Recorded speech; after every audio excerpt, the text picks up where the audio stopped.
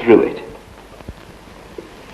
Now, the violin rests on the collarbone, and the head rests lightly on the violin, free to move either from side to side or backwards and forwards.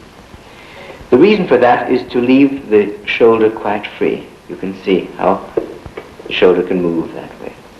The other point of support is at the hand. Here you will notice how high the knuckles are pushed, so as to leave plenty of space, not only between the fingers, as you can see, but between the fingers and the fingerboard. You will notice the space, the rounded space within the hand, between the inside of the hand and the fingerboard. It is important that the violin should be supported and touched only with the fingertip and the soft pad of the thumb. You will also notice that the fingers rise almost vertically off the fingerboard, and that the level of the knuckles from which the fingers fall is above the level of the fingerboard. You will also notice the space between the fingers.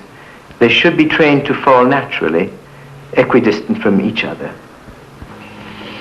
And in this position, the elbow is free to swing, the shoulder is independent, the fingers can rise well above the fingerboard, there's space everywhere. Karen, perhaps you might show me your hold of the violin. That's very good. If you can increase even more the space between the root joint and the first finger base, and keep that soft, free, that will be very good.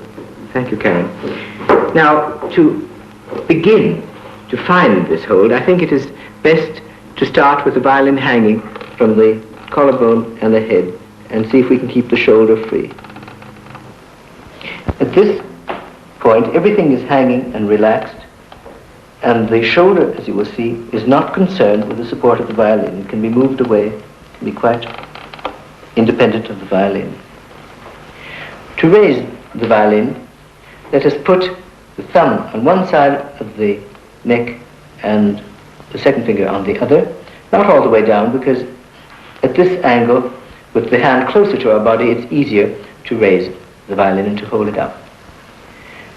Now, as we raise the violin, you will see the thumb remains in its angle, right angle, vertically, and I lift my head to make room for the violin, for the new angle of the violin. I place the head back on again.